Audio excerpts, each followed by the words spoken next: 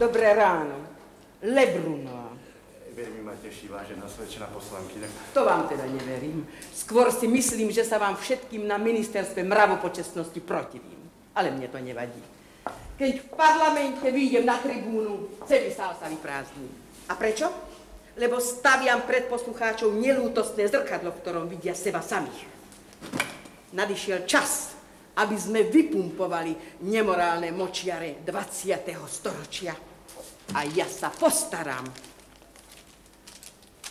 aby všetky mravnostné pumpy Francúzska prišli do činnosti. Madame, ja sa pripájam tiež. V tomto stručnom pojednaní som rozvinula svoje mravné zásady.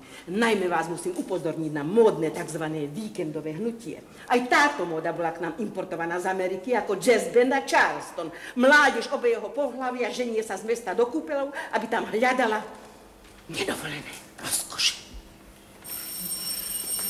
Prepačte.